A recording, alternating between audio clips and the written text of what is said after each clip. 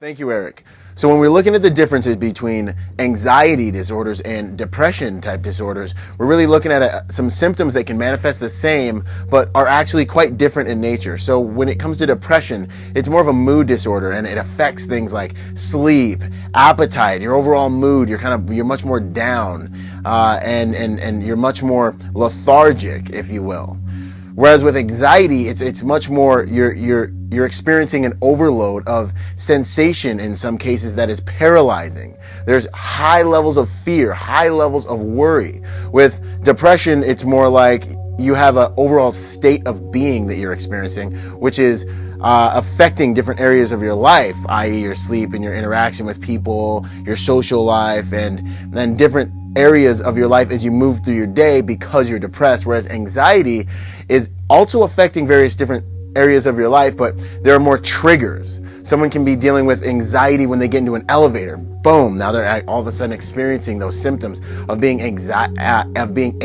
And the anxious feeling is more like an extreme sense of paralyzing worry. It's like a pressure, a vibration that's up here in your chest, which kind of gives you more of a short of breath, a shortness of breathing type of feeling.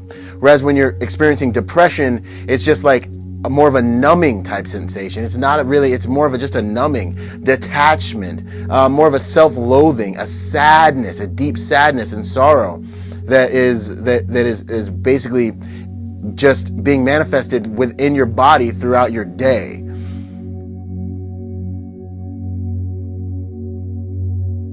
If you're experiencing depression and you're a child on the playground, you don't want to go play kickball. You don't care about playing kickball. It's just nothing. It won't bring you any happiness. Someone can bring you a mud pie or something that you really be into, and it doesn't bring you any joy or any happiness. Whereas if you're a child experiencing anxiety, if you're experiencing like separation anxiety, or let's say you want to go play kickball with the little kids, you might want to go play, but you'll have so many intense feelings of worry that it'll hold you back because of fear of getting hurt, or maybe it's a social anxiety you're dealing with. So your fear will stop you and paralyze you when it comes to anxiety, whereas with depression, you're really just kind of detached from everything.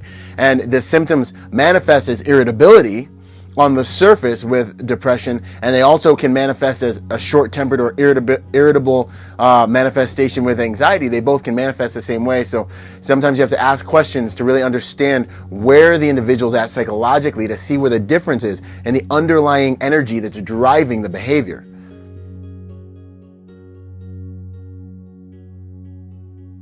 With depression, it may take you a little bit of time. You don't just wake up one morning and all of a sudden, boom, you're just completely and utterly depressed and you're dealing with full-blown symptomology.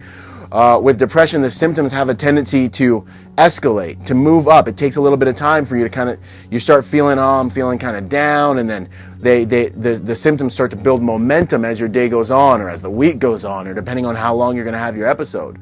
And also when you're dealing with fixing depression or trying to get someone out of a depressed state, it's something that you also can dial down the symptoms. They kind of come out of it more gradually, and they kind of loosen up more gradually as well when it comes to dealing with it. When we're looking at anxiety, well, someone can run into something that they have a phobia about, or something that they're uncomfortable with. One situation in their life, boom, all of a sudden they can now have an anxiety type reaction, or a disorder, an anxiety type disorder like a separation anxiety or a phobia of something, just from one event or one trigger can instantly get them to a full-blown kind of anxiety type state. Whereas also when you're treating anxiety, say they have a fear of swimming, you can take that person to a swimming pool and you can introduce them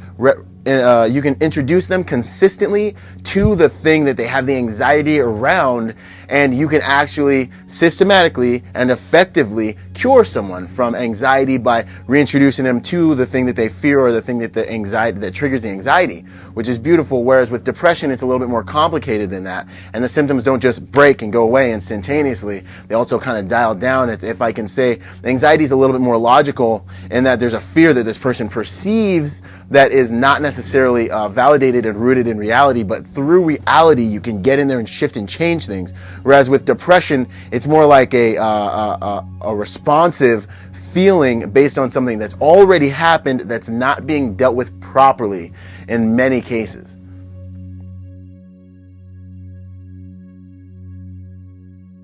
Another major difference is that anxiety is actually a positive emotion in most people's everyday life. Anxiety is something that's natural, that helps you do better in life. If you've got a homework assignment, really in the realm of responsibility, do we experience anxiety, but we experience it on healthy levels. When you know you've got to get a project done, like this report right here, and you're sitting there and you're thinking like, man, when am I going to do this? I got to find time to do this.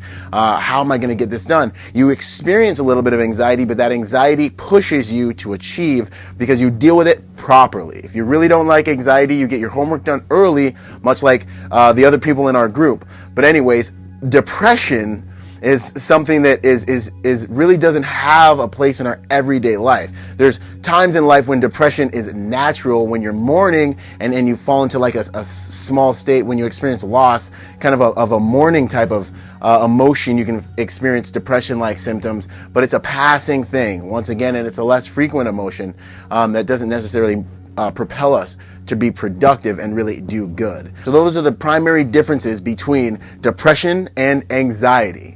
Thank you. Travis?